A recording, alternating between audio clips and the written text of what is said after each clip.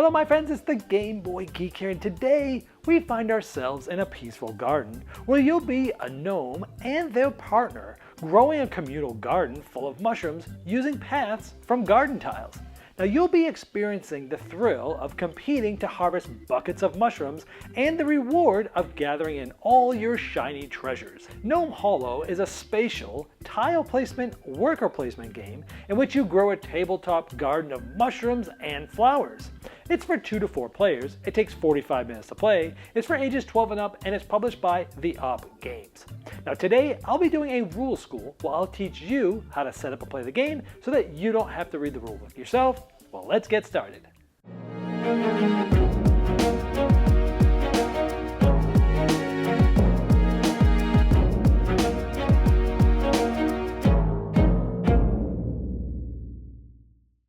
In Gnome Hollow, you'll be a gnome and their partner growing a communal garden full of mushrooms using paths from garden tiles.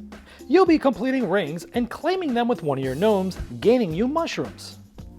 Those mushrooms can be sold in the Pinwheel market, and depending on the rarity and quantity, you'll get a certain amount of treasure. Like these 4 pink mushrooms for this crystal worth 5 treasure points. But you have to anticipate your opponent's motives, because once more than 2 mushrooms of a certain type have been sold, they cannot be sold again. As you complete rings that you've claimed with one of your gnomes, not only will you be gaining more endgame points with each one completed, but you'll also be activating bonuses for the larger rings, one of which gains you wildflower tokens. And the more unique flowers you acquire, the more endgame points you'll get as well. So you're trying to balance completing and claiming rings, collecting and selling mushrooms to gain treasure, and collecting unique wildflowers to win and get the mayoral red cap token to show for it. To set up, you're first going to take the tree stump tile like this and place it in the middle of the table. Off to the side, you're going to place the board of the Pinwheel market that looks like this. You're then going to stack all of these Pinwheel tokens in the corresponding spots as shown. Now if you're playing a 2-player game, you'll remove one of each of those tokens of every color except the bottom purple color from the game. If there's enough room, you can slide the garden board next to it. You can see how this path kind of touches. It doesn't have to go there, that's just for aesthetics. If your table needs different setup because of the shape of the table, you can place this off to the side. It doesn't need to be joined here. But then, once that's there, from the bag, you're going to place all of the garden tiles, and you're going to randomly place one in each of these 8 spots.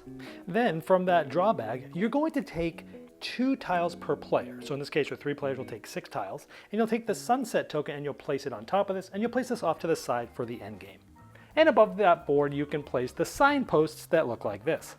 Off to the side, you'll stack and place all of the different treasures of the different amounts and the different mushroom types. Now, if needed, you can place multiple stacks of these around the table to make them easier for other people to grab from around the table. Next, above the Pinwheel market, you're going to place these different wildflower tokens. There's 8 of them. Now notice on the back side of these, they have a color, like gray for this flower here, or purple for this one here. And this will help you find the tiles that you're going to place on top of these. And you're going to place the corresponding flower tokens on the wildflower tile. And you're going to use as many as there are players. So for example, if we're playing a 3-player game, there'll be 3 tokens here. And again, the back side, if you're having trouble to figure out which flower goes with which, even though they look the same on the back side, this will match the back sides of the flower tiles to make it a little easier. Now if you're playing with 2 players, take any 2 colors of those flower tiles, remove them from the game, you'll take 2 flower tokens of those colors and you'll place them stacked like this at the top of the Pinwheel market board. Give each player a player board of the color of their choice. Give them 2 gnomes of their color. You'll then place the ring markers on each of these rings in this row. Now notice that these have magnets on the side. This is the side that goes down because this will keep it attached to the board and it won't budge. You'll also give each player a double-sided player aid tile. And then finally, you'll give the first player a marker, which is this red cap token, to the player who most recently won a game of Gnome Hollow, or the player who taught the game. The object of the game is to have the most points. Now you'll be scoring points by claiming different rings in the garden, which will allow you to gain the mushrooms on those rings. And depending on the type of mushrooms there are, and how many of them you sell, you'll be getting a certain amount of treasures for points. And as you complete those rings, you'll be able to move your ring markers, which is now allowing you to get points. The more you've done, the more points you'll get. And over the course of the game, you'll be collecting different types of unique flowers. And again, the more you get, the more points you'll get.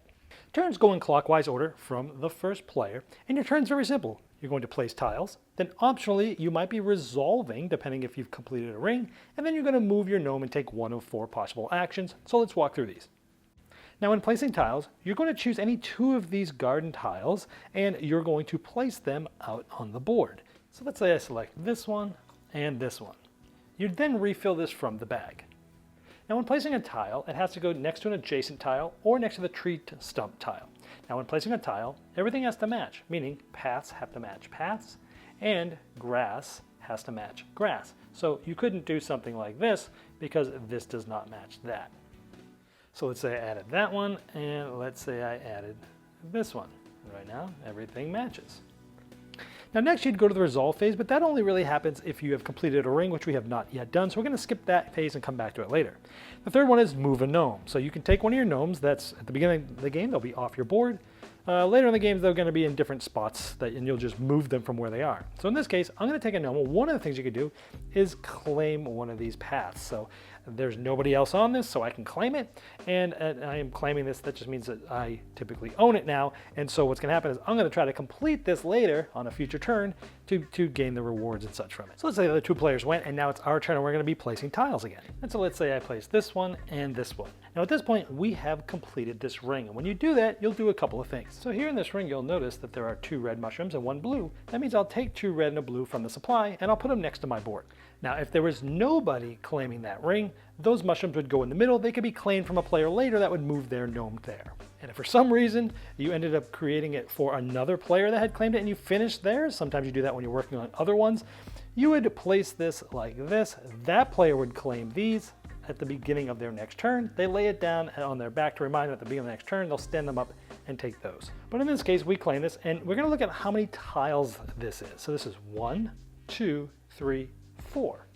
And so now we're in the resolve step. So we're going to take our leftmost ring marker, and we're going to move it. It was 4 large. We're going to put it just like this.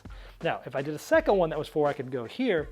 I can build more that are 4 that still allow me to collect the mushrooms, but I would not get to move one of these down here because there's no spaces to put them in. Now you'll move these ring markers like this if you have claimed one that has been finished or nobody owns it and you finished it. You do not move these if you have finished one that another opponent has claimed. And now we can move a gnome. So again, we can move maybe this one over to here and claim this path like this, or I could have taken the other one from the side of my board and done it as well.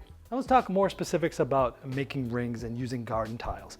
Now this one has been completed, but anytime you're using the tree stump, it only gets used once. So even though this section actually uses the tree stump twice, this is just considered one tile. So here we would have 1, 2, 3, 4, 5, 6, 7, 8, 9. You don't count that a second time, so they had completed one that was 9 large. Now, if you ever attempt to add a tile, and it also might add to another player's tile, like we're green, we place this, the yellow player has to give you permission to do so because you're affecting a ring that they have already claimed. In this case, they might say, sure, that's fine, make it easier for me. Now another thing is these tiles are double-sided and they have the mirror flipped image on the other side that you can choose either side to make it work the way you want it to work. But another thing here is you can never place a tile that is going to allow 2 different gnomes, or 2 gnomes, whether they're yours or they're a different player's gnomes, to be on the same path. So placing this would put these 2 gnomes on the same path, so this is an illegal placement. You can't do that. Now during the resolve step, let's say you were resolving and placing this one for a size 3 ring. Now again, you can still do another 3 ring, you'll collect the mushrooms, you just won't be able to place another one of these here. Now you'll notice that over the course of time, after the 2nd, 4th, and 6th of these, you'll see this icon here. Now on the back of your player aid, there's a symbol guide. It has a lot of the abilities that we'll touch on a little bit later, but that one is this one, which allows you to receive a wildflower tile. So what you'll do is you'll select any one of these. Now you will take both one of these flowers and the tile. The other flowers, which means for the other 2 players that are playing in a 3-player game, they will go there, they'll be available for them to get, and I'll show you how to get that later. Now you place the flower token to the leftmost open spot. And again, the more unique, you can only have one of each color, so all of them are going to be unique colors, and the more unique colors you get, the more points you'll get at the end of the game. Now you'll place this to the side of your board. You can store up to 2 tiles, but you can only store 1 wild tile like this.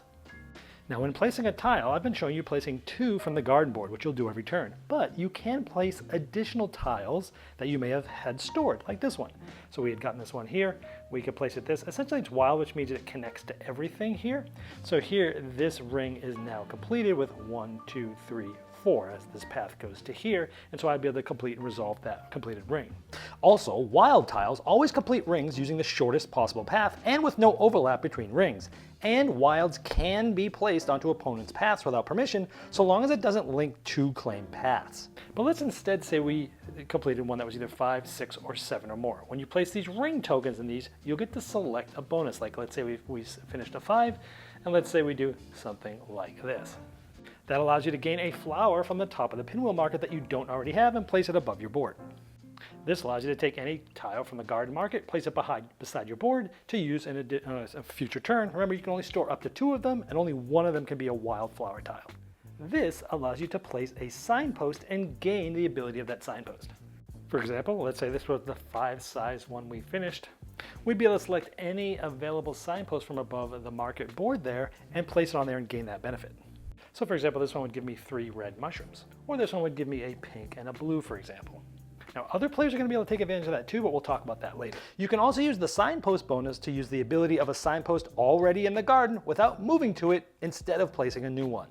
Now if you finish a 7 or larger one, some of these have 2. So if you did that, you could place one here and one here. Now what does this do? It gets you this bonus, which we just talked about as a signpost, but it's allowing you to use more tokens, which is moving you up how many points you're going to get for this at the end of the game. Now the last one I haven't talked about is like this or this. This tells you how many more mushrooms you can get, a total of 2 or a total of 3, up to 2 or up to 3. So in this case, it is 7 or more tiles because it's 1, 2, 3, 4, 5, 6, 7, 8, 9. So we can duplicate up to 3 mushrooms that are on this ring. So we see 1 purple, 1 pink, 2 blues, and 2 yellows. So you could duplicate up to 3 of any of those that are actually on the ring. So you might do a purple, a blue, and a pink, or maybe 2 blues and a pink, or 2 yellows and a purple. As long as they're on here, you can duplicate them up to 3 in this case. So in this case, I would have selected this one, which again, got me up to 3. This one only gets you up to 2. Again, they have to be on the path and they have to be different from each other, the ones that you take. And of course, this one is adding any of the flower tokens that they don't have. We've already talked about that. So we talked about placing tiles, resolving, and moving a gnome. So far, we've moved the gnome to reserve a path. Now you can move a gnome to gain a flower token. Here, you move it here, and you take one of these, but again, you cannot have this already. I don't have this one yet, so I could take this one. I could add it to my board. Again, they all have to be unique, and the further I go, the more points I'll get at the end of the game. You can also use a signpost. Let's say I move it to here. Now this was completed by another player earlier. Doesn't matter who completed this. It could have been me, it could have been another player. When they go here, they take this ability. Like in this case, you get a tile from the garden and you put it to the side of your board and you can place it additionally as shown earlier. Now the last spot you can move, remember you're only moving 1 gnome during that part of your action, but let's say on my future turn, I move this here to the pinwheel market. So let's say I had 4 yellow mushrooms that I wanted to sell. I would put them back into the supply, 4 mushrooms, yellow, and I would essentially take this here and I would place it here, but I would get this 3 in treasures. Now I'll show you that in a minute, but what this means is that no one else for the rest of the game can sell 4 yellow mushrooms. Now so these will all fill up, but you can always sell 2 mushrooms. So if someone sells 2 of anything, this infinity symbol shows you that no token goes on there because anyone can sell 2 of anything throughout the game. And those 3 treasure points come in the form of a feather for this example. And these are going to be points at the end of the game. Now you'll keep going clockwise through this turn sequence until either one player either gathers their 8th flower token, or they move their 8th ring marker, or the bag runs out of tiles. If any of these things happen, you take all the tiles that you placed under the sunset tile at the beginning of the game, and you place these in the bag, and you continue to the end of the round so that everyone has had an equal amount of turns. And after everyone's taken their final action, every player then gets 1 additional gnome action in turn order, remembering that you have to move the gnome in order to take that action. So then you do final scoring. Again, you look at your flowers, and again, all these have to be unique, and this is the last one here, so 18 points. And we look at the rings here, and we have finished this one, so we will get 20 points. Then we'll add up all of our treasures. Mushrooms are worth nothing at the end, but it is a tiebreaker. So whoever has the most is the winner, and if it's tied, whoever has the most mushrooms is the winner.